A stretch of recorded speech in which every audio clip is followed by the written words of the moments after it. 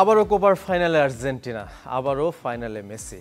দর্শক আপনারা জানেন যে কোপার ফাইনালে আর্জেন্টিনা চলে গেছে ইতোমধ্যে, এবং আরও একটা যে সেমিফাইনাল রয়েছে সেটা হচ্ছে উরুগুয়ে এবং কলম্বিয়ার মধ্যকার ম্যাচে যে জয়ী হবে তারা খেলবে আর্জেন্টিনার বিপক্ষে। এবং একই সাথে যদি আমরা ইউরোতে দেখি, সেখানে কিন্তু স্পেন তাদের তারুণ্য নির্ভর যে দল, সেই দল নিয়ে কিন্তু ইতিমধ্যে ফাইনাল নিশ্চিত করেছে। এবং আজকে আরেকটা ম্যাচ রয়েছে ইংল্যান্ড বনাম নেদারল্যান্ডস। দর্শক সবাইকে স্বাগত জানাচ্ছি ক্লেমন বিয়ন্ড দ্য গ্যালারিতে। আপনাদের সাথে আছি আমি শাফাত মিদুল, আর আমাদের সাথে আছেন জাহিদ হাসান এমিলি, সাবেক ফুটবলার। দর্শক আমরা আলোচনায় যাব, তবে আলোচনায় যাওয়ার আগে দেশ বিদেশের সবশেষ খেলার খবরগুলো একবার দেখে নিতে চাই। দর্শক আপনারা দেখছিলেন দেশ বিদেশের সবশেষ খেলার খবরগুলো। বলছিলাম আগে আমরা আলোচনা করব কোপা আমেরিকা নিয়ে এবং ইউরো নিয়ে। চাইলে আপনারাও আমাদের সাথে যুক্ত হতে পারেন, স্ক্রিনে দেখার নম্বরে আপনাদের মতামত বা প্রশ্ন থাকলে আমাদের সাথে শেয়ার করতে পারেন। আর আমাদের সাথে আছেন জাহিদ হাসান এমিলি, সাবেক ফুটবলার। আপনাকে আগে স্বাগত জানাই, কারণ হচ্ছে আপনি একজন আর্জেন্টাইন ভক্ত, সেই হিসেবে বলছি যে ফাইনালে গেছে আপনার দল, কেমন লাগছে? না, অবশ্যই ভালো লাগছে, কারণ এটা শুধু আমার জন্য না, যারা আর্জেন্টিনা সাপোর্ট করে বা ওয়ার্ল্ড ফুটবলে যদি দেখেন সব আর্জেন্টিনাকে একটা বিশাল ফ্যান বেজ রয়েছে, তাদের জন্য তো অবশ্যই একটা খুশির সংবাদ। এবং আপনি যদি ম্যাচটা দেখেন, সেখানে আমার কাছে মনে হচ্ছে কানাডার কোনো দর্শক দেখা যায়নি। আপনি যদি হোল মেটলেফ স্টেডিয়ামে দেখেন, সেখানে 80,000 দর্শকের, আমার কাছে মনে হয় যে 70,000 বা 75,000 দর্শকে আর্জেন্টিনার সাপোর্টার। তো সবাই চেয়েছিল যে আর্জেন্টিনা দলটা ফাইনালে যাক, কারণ যেহেতু ব্রাজিল আসলে থ্রুআউট দ্য টুর্নামেন্ট কিছুই করতে পারেনি, তারা কোয়ার্টার ফাইনালে বাদ পড়ে গিয়েছে। সেখানে আসলে সবাই চাচ্ছিল যে আর্জেন্টিনা ফাইনালে যাক, আদারওয়াইজ তো টুর্নামেন্টের আসলে ওই ভ্যালুটা থাকে না। তো সেখান থেকে অবশ্যই খুশি।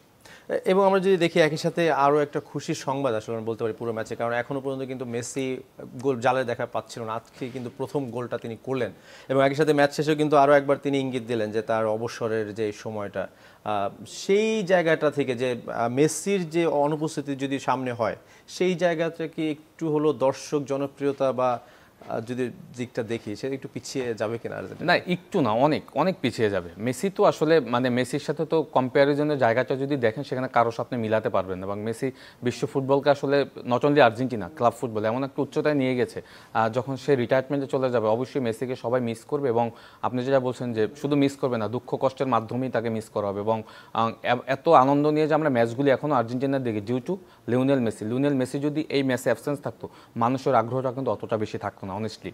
তো সেই জায়গা থেকে মেসি যখন রিটায়ারমেন্টে যাবে, তখন তো আসলে আমরা যারা সবসময় ফুটবল ফলো করি, যারা আর্জেন্টিনার ফ্যান রয়েছি, তারা ডেফিনেটলি কিছুটা হলেও আসলে আর্জেন্টিনা খেলা দেখার প্রতি একটা অনীহা চলে আসবে। কারণ মেসি, যেটা বললাম যে এই আর্জেন্টিনা দলে 2021-এর পর থেকে যদি দেখেন, মেসি যেভাবে কন্ট্রিবিউশন করে আসছে এবং যে বড় টুর্নামেন্টগুলি জিতিয়েছে, সেখানে তো আসলে মেসিকে এখন আপনি কিন্তু সর্বকালের সেরা প্লেয়ারদের একদম উপরে রাখবেন।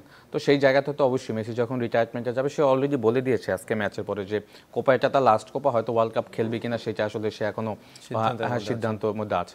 আই থিঙ্ক সে খেলবে, এবং আমি মনে করি খেলা উচিত। মেসি আপনি যদি দেখেন, তার একটা ইনজুরি ছোট কনসার্ন রয়েছে, তারপরেও কিন্তু মেসির মুভমেন্ট বলেন বা মেসির এই অ্যাটাকিং পার্টিসিপেশনগুলি দেখেন, সেখানে কিন্তু আমার কাছে মনে হয় যে প্রত্যেকটা অ্যাটাক যে বিল্ড আপ হয় মেসিকে কেন্দ্র করেই হয়। এবং মেসি যখন বল নেয়, তখন কিন্তু অপোনেন্টের কিন্তু 2-3 জন প্লেয়ার কিন্তু তাকে নিয়ে একটা মার্কিংয়ের একটা প্ল্যান থাকে, যেটা আমার কাছে মনে হয় যে স্কুলের জন্য অনেক সুবিধা। কারণ আপনার দলে যখন এরকম একজন ইম্পর্টেন্ট প্লেয়ার থাকবে, তখন কিন্তু গেম প্ল্যান করাটা সুবিধা এবং একটা মাইন্ড গেম খেলার একটা সুবিধা রয়েছে, কারণ মেসিকে কেন্দ্র করে কিন্তু অপোনেন্টের একটা প্ল্যান থাকে। সুতরাং আমার কাছে মনে হয় যে মেসি খেলার সম্ভাবনা রয়েছে। আমরা যদি একটু আজকের ম্যাচটা দেখি, সেই জায়গায় একটু অসম লড়াই কেন আসলে কানাডার সাথে, এবং একই সাথে যদি দেখি যে মাঝ মাঠের যেই প্লেয়ার, আমরা যদি ম্যাকলিস্টার দেখি, এনসো ফার্নান্দেস, তাদের সেই এফোর্টটা কি ছিল কিনা আজকের ম্যাচে? না দেখেন, জেসি মার্স কানাডার যে কোচ, আমার কাছে মনে হয় যে ও দুর্দান্ত একটা গেম প্ল্যান নিয়ে আসছিল। এবং আপনি গোলের আগে পর্যন্ত যদি দেখেন, সেখানে কিন্তু ও আর্জেন্টিনা তেমন কোনো আপনার অ্যাটাকিং থার্ডে তেমন কোনো কিন্তু ও ক্রিয়েটিভিটি কিছুই করতে পারছিল না। বিকজ আপনি যদি ইকুয়েডর এবং আর্জেন্টিনার ম্যাচটা দেখেন, সেখানে ইকুয়েডরের যে সিস্টেমটা ছিল, কানাডা আমার কাছে মনে হয় যে সেম সিস্টেমে খেলছে, এবং তারা 4-4-2-তে আপনার ডিফেন্ডিং করার চেষ্টা করছে। সামনে তাদের দুজন স্ট্রাইকার রেখে, ডেভিড এবং লেরেনকে রেখে, তারা কিন্তু 4জন মিডফিল্ডার হয়ে সবসময় চেষ্টা করেছে যে মাঝখান থেকে যেন কোনোভাবেই থ্রু বল না খেলতে পারবে। এবং সেখানে কিন্তু দেখবেন যে আপনি যেটা বলছেন, এনজো ফার্নান্দেস এবং ম্যাকলিস্টার ফার্স্ট হাফে কিন্তু তেমন কোনো ক্রিয়েটিভিটি করতে পারেন, মিডফিল্ড থেকে বলগুলি নিতে পারেনি, যার কারণে আমি বেশিরভাগ সময় দেখেছি কিন্তু আপনার ক্রিস্টিয়ান রোমেরো এবং লিয়াসান্দ্রো মার্টিনেস তারা বল আদান প্রদান করেছে, লেফট ব্যাকে তাগলিয়াফিকো দিয়েছে, রাইট ব্যাকে মন্টিয়ালকে ইউজ করেছে, বাট মাঝখান থেকে কিন্তু তেমন কোনো কিছুই করতে পারেনি। দেখেন মাঝখান থেকে যখন ডি বল একটা বলই থ্রু খেলছে, একটাই কিন্তু গোল হয়েছে যদি আপনি ফার্স্ট হাফটা দেখেন। At the same time first 20 মিনিটসে কিন্তু কানাডা একটা এক্সাইটিং স্টার্ট করেছে। আপনি যদি দেখেন সেখানে কিন্তু তারা চেষ্টা করেছিল ফার্স্ট, তাদের গেম প্ল্যানই ছিল যে ফার্স্টে আসলে আর্জেন্টিনা গোছানোর আগে অ্যাটাক করে যদি দু একটা গোল বার করা যায় বা সুযোগ তৈরি করা যায়। তাদের ওই রকম রক্ষণাত্মক ব্যাপারটা ছিল না, তেমন ছিল না, কারণ তারা চিন্তা করেছে যে আর্জেন্টিনা যে জায়গাটাতে স্ট্রং সেটা হলো যে আর্জেন্টিনা খেলবে হঠাৎ করে একটা এক্সেলারেট করে অ্যাটাকে যাবে, তো ওইটা বন্ধ করার একটা তাদের একটা গেম প্ল্যানের অংশ ছিল এবং সেটা বেশ ভালোভাবেই করেছে। এবং মানে আমার মনে হয় যে পুরো 90 মিনিটস ম্যাচ যদি দেখেন, স্পেশালি ফার্স্ট হাফ তারা ওইভাবে করেছে, যারা যখন গোল কনসিড করেছে কিছুটা তারা আসলে গেম প্ল্যানে চেঞ্জ এনেছে তখন আসলে, কারণ আপনার তো গোল করতে হবে, কারণ এখানে এক্সট্রা টাইম নেই, আপনাকে গোল করে কিন্তু 90 মিনিটসের ভিতরে কিন্তু আপনাকে ম্যাচে সমতা আনতে হবে। তো সেকেন্ড হাফে গিয়ে আবার দেখা গেছে কানাডা কিছুটা অ্যাটাকিং খেলেছে, আবার যেটা হয়েছে যে আর্জেন্টিনা আবার সেকেন্ড হাফে নেমেই কিন্তু লিওনেল মেসি খুব আর্লি গোলটা করে ফেলেছে। তো 2-0 যখন আপনি লিডে যাবেন তখন অপোনেন্ট কিছুটা হলেও আপনার দিকে আসবে, বাট যেটা হয় যে পরবর্তী সময়টা আসলে আর্জেন্টিনা তাদের আসলে খেলাটাকে মেক করার চেষ্টা করেছে এবং তাদের কাছে বল রাখার চেষ্টা করেছে। কানাডা তো আসলে সেমিফাইনাল খেলতে আসে, তারা তো জিততে চাইবে বা কিছু একটা করতে চাইবে, তার চেষ্টাটা ছিল, বাট যেটা হয় যে আলটিমেটলি আপনার দলে যদি আসলে এরকম ফিনিশিং প্লেয়ার না থাকে, মানে নাম্বার 9 স্ট্রাইকার বা উইং স্ট্রাইকাররা যদি কার্যকারিতা না করতে পারে তখন এন্ড অফ দ্য ম্যাচ আপনি জেতা সম্ভব না, যেটা আমার কাছে মনে হয় খুব অ্যাবসেন্ট ছিল আপনার কানাডা দলটাতে। আমরা দেখি 2021-এ কোপা আমেরিকা ফাইনাল চ্যাম্পিয়ন, 2022-এ বিশ্ব চ্যাম্পিয়ন এবং আবারও 2024-এ কোপা আমেরিকার ফাইনালে, এই তিনটা টুর্নামেন্টে যদি আমরা একজনের নাম বলি সেইখানে কিন্তু বলতে হবে এমিলিয়ানো মার্তিনেজ। এবারের আসরেও কিন্তু তিনি এখনও ক্লিন শিট আসলে আর্জেন্টিনার জাল রেখেছে। তার যেই ভূমিকাটা সেই ভূমিকার যদি প্রেক্ষিতে আমরা বলি যে চ্যাম্পিয়ন হওয়া কি সম্ভব কিনা? ডেফিনেটলি সম্ভব, এবং আপনি যার কথা বলেছেন মানে তাকে নিয়ে আসলে আলাদা করে বলতে হবে এই আর্জেন্টিনা স্কোয়াডে। এই আর্জেন্টিনা স্কোয়াডে যদি আমাকে পার্সোনালি বলতে বলেন যে সব থেকে কার কন্ট্রিবিউশন বেশি 2021 কোপা আমেরিকার পর থেকে, আমি বলবো এক নামে সেটা হলো এমিলিয়ানো মার্টিনেজ। কারণ ওই কোপা আমেরিকাতে দেখেন কলম্বিয়ার সাথে পেনাল্টি শুট আউটে সেমিফাইনালে ফাইনালে নিয়ে যাওয়া, ফাইনালিজমে যে হলো ইতালির সাথে, সেখানেও সে দুর্দান্ত খেলেছে, কোনো গোল কনসিড করেনি। অ্যাট দ্য সেম টাইম আপনি ওয়ার্ল্ড কাপ দেখেন, সেখানে কিন্তু নেদারল্যান্ডসে পেনাল্টি শুট আউট আপনি জিটিএফ সেমিফাইনালে নিয়ে গেল, ফাইনালও তো আমরা দেখলাম এই পেনাল্টি শুট আউট সে কী করলো।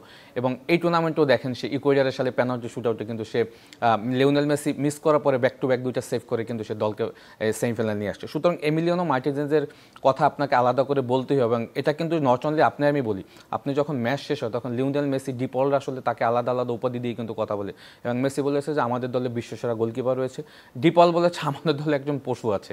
সুতরাং আসলেই মানে আপনি এমিলিয়ানো মার্টিনেজের পারফরমেন্স কিন্তু আপনাকে এক সাইডে রেখে কিন্তু আর্জেন্টিনার দলটা আজকে এই যে সাকসেসের পথে, সেখানে তার কন্ট্রিবিউশন আমার কাছে মনে হয় লিওনেল মেসির পরে সব থেকে বেশি। অ্যাট দ্য সেম টাইম আপনাকে আরেকজনের কথা সবসময় বলতে হবে, যার কথা হয়তো আমরা সবসময় ভুলে যাই, সেটা হলো ডাগ আউটে স্কুলনির মতো একজন কোচ রয়েছে। এই দলটাকে তিলে তিলে মানে এই অবস্থাতে নিয়ে আসার পিছনে কিন্তু তার একটা বড় অবদান। আমরা কোচের সফলতার কথা বা কোচের কথা সবাই একটু পিছনে রাখি, বাট কোচ কিন্তু আপনার আলটিমেটলি ফুটবলে একটা বিরাট ইম্প্যাক্ট রাখে। তো সেই জায়গা থেকে আমি বলবো যে লিওনেল স্কুলনির যে দায়িত্বগুলি সেগুলি সে প্রপার করছে। অ্যাট দ্য সেম টাইম তার কোচিং স্টাফে যারা রয়েছে, স্যামুয়েল ওয়েল্টার, পাবলো আইমারের মতো প্লেয়ার রয়েছে, তারা কিন্তু আসলে স্কুলেনিকে সাহায্য করছে। আজ আর্জেন্টিনা দলটা কিন্তু দেখেন একটা সময় কিন্তু এই আর্জেন্টিনা অনেক স্ট্রাগল করেছে। লিওনেল মেসি কিন্তু দেখেন 2016 কোপা আমেরিকার পরে কিন্তু সে বলেছে আমি আর আর্জেন্টিনা দলে হয়ে খেলবো না, তাকে কিন্তু প্রচুর কথা শুনতে হয়েছে, নট অনলি লিওনেল মেসি, স্কোয়াডে যারা ছিল সবাই। তো ওই জায়গা থেকে আপনি মানে স্ট্রংলি কত ভালোভাবে তারা কামব্যাক করেছে, এবং যেটা হয়েছে যে তারা 4টা টুর্নামেন্টের 21-এর পর থেকে 4টা টুর্নামেন্ট 3টা চ্যাম্পিয়ন হয়েছে, একটা ফাইনাল অলরেডি সেরা চলে গিয়েছে। সো এই দলটা তো আসলে একদিনে হয়নি, এটা আস্তে আস্তে আমি বলবো যে এই পর্যায়ে চলে আসছে। আমরা যদি ফাইনালের দিক তাকাই যে উরুগুয়ে এবং কাল ভোরে উরুগুয়ে এবং কলম্বিয়া, সেই জায়গায় কোন দলকে এগিয়ে রাখবেন আপনি? না, এটা একটা 50-50 গেম। এখানে আমি আপনি আসলে কাউকে এগিয়ে রাখতে পারবো না, বাট আমাকে যদি এখন থ্রু আউট দ্য টুর্নামেন্ট যদি পারফরমেন্সের বিবেচনা করে বলেন, আমি কলম্বিয়াকে কিছুটা এগিয়ে রাখবো। কারণ উরুগুয়েকে আমরা যেভাবে ধরেছিলাম গ্রুপ স্টেজে ম্যাচগুলি, তারা 3টা ম্যাচে জিতেছে, সেখানে তারা 9 গোল করে মাত্র 1টা না 2টা গোল কনসিড করেছে, ভালো পারফরমেন্স হলো। বাট আপনি যদি ব্রাজিলের ম্যাচ দেখেন, সেখানে আমার কাছে মনে হচ্ছে ব্রাজিলের স্কোয়াড, ব্রাজিল কিছুটা হলো আনলাকি। পেনাল্টি শুট আউটে ব্রাজিলও কিন্তু জিতে যেত, বাট আজকে ব্রাজিল হয়তো কলম্বিয়ার সাথে খেলতো, বাট সেখানে তারা লাকিলি কিন্তু জিতে গিয়েছে। এবং ব্রাজিলের একটু পারফরমেন্সের আমার কাছে মনে হয় যে কিছুটা ঘাটতি ছিল, যার কারণে হয়তো উরুগুয়ে ওই ম্যাচটা জিততে পেরেছে। বাট ওই ম্যাচে যদি উরুগুয়েকে দেখেন, তারা ওই গ্রুপ স্টেজে ম্যাচগুলি যেভাবে খেলেছে, আপনার ব্রাজিলের অ্যাগেনস্টে কিন্তু আসলে ওই ছন্দটা ছিল না। বাট আপনি থ্রু আউট দ্য টুর্নামেন্ট কলম্বিয়াকে দেখেন, আমি বলছি দুর্দান্ত খেলছে, এবং স্পেশালি তাদের ডেফিনেটলি একজন প্লেয়ারের কথা বলতেই হবে। দেখেন হ্যামেস রড্রিগেজকে কিন্তু আমরা ওয়ার্ল্ড কাপের পর থেকে কিন্তু তাকে আসলে গোল্ডেন বয় হিসেবে চিনছি। এরপর থেকে রিয়াল মাদ্রিদে খেলেছে, পরবর্তী সময় ক্লাব ফুটবলে কিন্তু আসলে তার ওরকম পারফরমেন্স চলেন। এভারটনে খেলছে, এখন সে ব্রাজিল সাও পাওলোতে খেলে, তো সেখানেও কিন্তু রেগুলার না। বাট আপনি জাতীয় দলে তার চেহারাটা দেখেন পুরো ডিফারেন্ট। ব্যাক টু ব্যাক 4টা ম্যাচে ম্যান অফ দ্য ম্যাচ হয়েছে, আনবিলিভেবল। কোপা আমেরিকার মতো এত বড় টুর্নামেন্টে সেখানে জেমস রড্রিগাস তো আমার কাছে মনে হয় যে একটা বড় ভূমিকা রাখবে আজকের ম্যাচে। দিয়াজ খুবই ভালো, লুইস দিয়াজের কথা বলতে তো কোয়ার্দাবো রয়েছে স্ট্রাইকার হিসেবে, এবং আপনি যদি পিছনে দেখেন ইয়ারা মিনা তাদের মেইন ডিফেন্স, সে কিন্তু স্টার্টিং 11-এ চান্স পাচ্ছে না।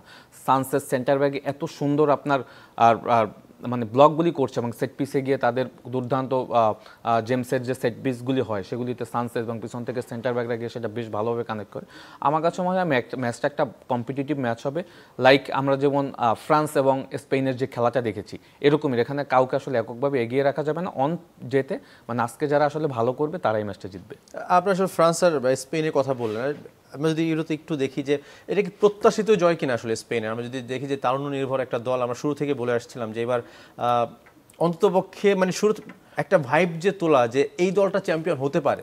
আচ্ছা, আমি আপনাকে একটা কোশ্চেন করি, আপনি বলেন প্রত্যাশিত জয় ছিল কিনা? কারণ Spain through out the tournament যদি দেখেন, সেখানে স্পেন যেভাবে এই সেমিফাইনালে আসছে আজকে, মানে ফাইনালে কোয়ালিফাই করেছে, আমার কাছে মানে নো ডাউট এই টুর্নামেন্টে সব থেকে ফেভারিট ফুটবল ম্যাচ খেলেই কিন্তু তারা ফাইনাল আসছে। At the same time France আমরা জানি যে যাদের হারিয়ে আসছে আমরা শুধু জার্মানি এবং ফ্রান্সের মতো দুইটা দল, আপনাকে চ্যাম্পিয়ন হতে হলে এদেরকে হারাতেই হবে, এবং তাদেরকে কিন্তু হারিয়ে আসছে। এবং আপনি যদি দেখেন জার্মানির ম্যাচটা কিন্তু ইজি ছিল না, দেখেন এক গোল দিয়ে কিন্তু এক গোল কনসিড করে 119 মিনিটে গিয়ে তারা ম্যাচ জিতে নিয়েছে। এট দ্য সেম টাইম এই ম্যাচটা যদি দেখেন, গতকালকে রাত্রে আমরা যে ম্যাচটা দেখলাম সেখানে কিন্তু France through out the tournament যেভাবে খেলেছে, বাট স্পেনের সাথে যখন খেলতে আসছে পুরো চেঞ্জ, মানে স্টার্টটা কিন্তু দুর্দান্ত করেছে। যেভাবে ফ্রান্সকে আমরা সবসময় দেখতেছি, কিলিয়ান এমবাপ্পের ক্রস, কোলোমুয়ানির হেড, গোল, শুরুতে আর্লি গোল নিয়ে নিচ্ছে। বাট এই স্পেনের অ্যাগেনস্টে আপনি গোল করে কখনোই আপনি শান্তিতে থাকতে পারবেন না, কারণ তাদের যে অ্যাটাকিং থার্ড এবং মিডফিল্ড এবং ডিফেন্স যেভাবে কম্প্যাক্ট করে খেলে, এবং এই থ্রু আউট দ্য টুর্নামেন্ট আমার কাছে মনে হয়েছে যে এত ব্যালেন্স ফুটবল যেভাবে তারা খেলেছে, সেখানে আসলে এই দলটাকে হারানো আসলেই খুব কঠিন। এবং কোনো অঘটন না ঘটলে আমি আসলে দেখতে পাচ্ছি স্পেনই হয়তো ইউরো চ্যাম্পিয়ন হতে যাচ্ছে, কারণ এখন তো সামনে নেদারল্যান্ডস আইদার ইংল্যান্ড থেকে যে কোনো আসবে, তাই সেই স্পেনকে ফেস করবে। এই কারণে বললাম ফ্রান্স কিন্তু যদি তাদের স্টার্টিং লাইন আপ দেখেন, তারা কিন্তু দুর্দান্ত একটা squad, at the same time তাদের রিজার্ভ বেঞ্চও কিন্তু খুব স্ট্রং। বাট এই স্পেন দলটাকে দেখেন, একটা ইয়ং কিছু সিনিয়র প্লেয়ার রয়েছে, একটা মিশ্রণে একটা দল, এবং এই দলটা আমার কাছে মনে হয় যদি এই প্যাটার্নে ফুটবল খেলতে থাকে 2026 ওয়ার্ল্ড কাপে, আমার কাছে মনে হয় যে এই স্পেন হয়তো এক নম্বরে থাকবে আসলে চ্যাম্পিয়নশিপের মেইন জায়গাটাতে। এবং আপনি যদি দেখেন কিছু প্লেয়ারের স্পেশালি নাম বলতে হয়, আপনি আমার সাথে এগ্রি করবেন, লেমিয়ান ইয়ামেল এবং নিকো উইলিয়ামস, মোরাতার হয়তো আমরা দানি ওলমো, কালকে দেখেন পেড্রি খেলতে পারে না, দুইটা চেঞ্জ নিয়ে নেমেছে, এবং দুইজনই কিন্তু সুপার খেলছে, নাসো ফার্নান্দেজ এবং ডেনি ওলমো তো আমাকে মনে হয় যে মানে ব্যাক টু ব্যাক সে দুইটা কোয়ার্টার ফাইনাল সেমিফাইনালে গোল করেছে। এটা অবিশ্বাস্য, ওয়ান্ডারকে বলতেই হবে, লামিন ইয়ামাল মাত্র 16 বছর বয়সে না এটা, এবং আপনার দলে যখন এইরকমের ম্যাচ উইনিং প্লেয়ার অনেক থাকবে, তখন আসলে আপনি মানে গোল কনসিড করলেও আসলে টেনশনটা থাকে না। ইভেন লেমিয়ান ইয়ামেল যে গোল করেছে, ইনক্রেডিবল গোল, আমি বলবো যে দুর্দান্ত গোল, মানে ওই মোমেন্টে ওই গোল করে এটা আমি বলবো অবিশ্বাস্য গোল।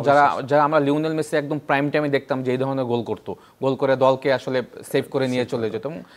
এমিল ভাই, আমরা আরো আলোচনা করবো, আমরা একটা ছোট্ট একটা বিরতি নিয়ে থেকে আসছি, দর্শক আমাদের সঙ্গেই থাকবেন। ক্লেমন বিয়ন্ড দ্য গ্যালারিতে নিচ্ছি ছোট্ট একটা বিরতি। দর্শক সবাইকে আরও একবার স্বাগত জানাচ্ছি ক্লেমন বিয়ন্ড দ্য গ্যালারিতে। আমরা কথা বলছিলাম ইউরো নিয়ে, কথা বলছিলাম কোপা আমেরিকা নিয়ে। আমাদের সাথে আছেন জাহিদ হাসান এমিলি। এমিলি ভাই, যেটা আসলে একটু আগেই বলছিলাম যে লামিন ইয়ামালের কথা, আসলে যে লামিন ইয়ামাল এবং নিকো উইলিয়ামস, দানি আলমোর কথা বলছেন। দানি আলমো এবং লামিন ইয়ামাল কিন্তু লা মেসিয়ারই প্রোডাক্ট আসলে। তো সেই জায়গা থেকে বার্সেলোনায় যেভাবে লামিন ইয়ামাল খেলছে, এবং আরও যদি 2-1 বছর তাদের যে ইমপ্রুভমেন্ট আপনি বললেন যে 2026 বিশ্বকাপে কিন্তু স্পেন একটা অন্যরকম পাওয়ারফুল একটা দেশ হতে চলেছে আসলে বিশ্ব ফুটবলে।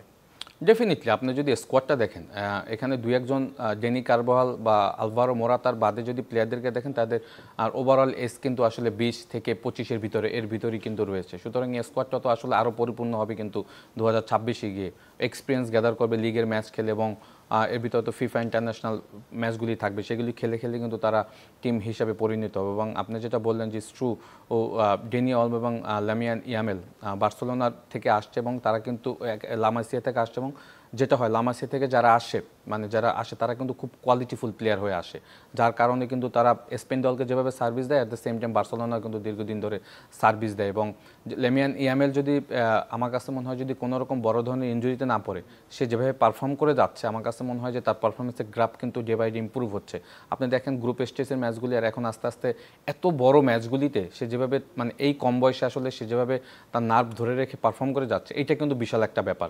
কারণ হয় কি এত বড় ম্যাচে একটা আপনার স্নাউ চাপ থাকে, অ্যাট দ্য সেম টাইম আপনার কিন্তু কিছু প্রেশার থাকে, সেইটাকে সে যেভাবে ওভারকাম করছে আমার কাছে মনে হয় যে দুর্দান্ত। এবং 1 by 1 যদি দেখেন মানে ডিফেন্ডারতে, আপনি গত লাস্ট ম্যাচেই দেখেন মানে সে রাইট ফ্ল্যাঙ্ক থেকে বা লেফট ফ্ল্যাঙ্ক থেকে যেখান দিয়েই যায়, তাদের সাইড ব্যাকগুলি যারা থাকে তাকে কিন্তু কোনোভাবেই কিন্তু ট্যাকেল করে রাখতে পারছে না, বা 1 by 1 তাকে কোনোভাবেই রাখতে পারছে না, সে বেরিয়ে যাচ্ছে। তো শুধু এটা তো একটা আমি বলবো যে ইন্ডিভিজুয়ালি ব্রিলিয়ান্স। সো সেইটা যদি সে প্রতিনিয়ত করে যায় তখন কিন্তু আসলে এফেক্টিভনেস চলে আসে দলের প্রতি। অ্যাট দ্য সেম টাইম আমি বলবো যে দল এতে কিন্তু প্রচুর উপকৃত হয়। অ্যাট দ্য সেম টাইম ডেনি অলমোর কথা বলতে হয়। ডেনি অলমো ও মিডফিল্ডে কিন্তু আমি বলবো যে যেটা হয় যে অনেক মিডফিল্ডার আছে অনেক ক্রিভিটি, বাট গোল করার ক্ষেত্রে কিছু অ্যাবসেন্স থাকে। বাট ডেনি অলমো যেটা দেখবেন যেরকম ফ্রন্ট লাইনে পাস খেলতে পারে, ডেলিভার দিতে পারে, অ্যাট দ্য সেম টাইম তার গোল করার এবিলিটি খুবই ভালো, এবং এমন মোমেন্টে আপনাকে গোল করে দিবে যে আপনি ম্যাচ জিতে যাবেন। এবং দেখেন ব্যাক টু ব্যাক 2টা বড় ম্যাচেই কিন্তু সে গোল করে, এবং আমার কাছে মনে হয় যে মোমেন্টামটা দিয়েছে এই স্পেন দলকে। সুতরাং আমি বলবো শুধু গোল করেন, আপনি যদি জার্মানি ম্যাচে দেখেন সে গোল করেছে এবং অ্যাসিস্ট করেছে, ওই ক্রসটার কথা যদি মনে থাকে যেটা থেকে হেডে গোল হয়েছে, আমি যে দুর্দান্ত। সুতরাং এবং আপনি যদি ডিফেন্স লাইনে দেখেন নরম্যান্ড খেলতে পারেনি, নাচো ফার্নান্দেজ এই ম্যাচে স্টার্ট করেছে, লাপোর্ট দুর্দান্ত খেলেছে, রাইট ব্যাকে ডেনি কারভাল খেলতে পারেনি। সুতরাং আমি বলবো যে তাদের জেসুস নাভাস খেলেছে, সিনিয়র প্লেয়ার, তারপরেও কিন্তু সার্ভিস দিয়েছে। লেফট কুকুরওয়ালা অসাধারণ কুকুরওয়ালা এবং নিকো উইলিয়ামসের ভিতরে কিন্তু একটা বোঝাপড়া দুর্দান্ত। নিকো উইলিয়ামসের যখন দেখবেন যে লেফট ফ্ল্যাঙ্ক থেকে বল নিয়ে ঢুকে কুকুরওয়ালা একটা রান করে, যেখানে কিন্তু নিকো উইলিয়ামসের জন্য একটা স্পেস তৈরি হয়েছে। সুতরাং এটা গেম প্ল্যানের বড় অংশ। সুতরাং এই স্কোয়াডটা নিয়ে আমি মনে করি যদি তারা যদি এই স্কোয়াডটাকে এভাবেই কন্টিনিউ করতে পারে, আপনি যেটা বলছেন ট্রু, 2026 ওয়ার্ল্ড কাপে এই দলটা হয়তো একদম টপ লিস্টের 1 নম্বরে থাকবে।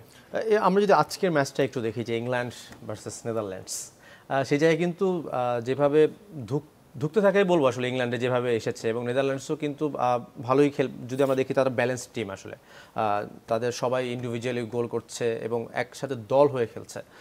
এইখানে কি ইংল্যান্ড একটু পিছিয়ে থাকবে কিনা?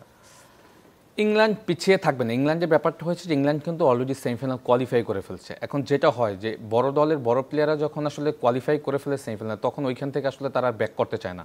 এবং ইংল্যান্ড কিন্তু লাস্ট ইউরো ফাইনালিস্ট, আপনি জানেন, ইতালির সাথে তারা পেনাল্টি শুট আউটে হেরে বাদ হয়ে গেছে। সুতরাং তারা কিন্তু এই টুর্নামেন্টটা আসলে নিয়েছে তাদের চ্যাম্পিয়নশিপের জন্য, কারণ তাদের যে স্কোয়াডটা রয়েছে আপনি যদি দেখেন এই মুহূর্তে। এবং সাউথগেট বলছিল যে ইংল্যান্ডের বাইরে ইংলিশরা কখনো আসলে মেজর কোনো টুর্নামেন্টের ফাইনাল খেলতে পারেনি, মানে তাদের সেই একটা আক্ষেপ যে এবার অন্ততপক্ষে সেই ফাইনালটা খেলার ডেফিনেটলি। এবং আপনি যদি স্কোয়াডটা দেখেন, সেই স্কোয়াডটা যদি এক্সপেন্স দেখেন, সেটা আমার কাছে ওয়ার্ল্ডের সব থেকে বেশি, 1.5 বিলিয়ন পাউন্ড আপনার, মানে সব স্কোয়াডের থেকে এক্সপেন্সিভ স্কোয়াড। তো সেখানে আমরা জানি কত কোয়ালিটি প্লেয়ার তাদের দলে রয়েছে।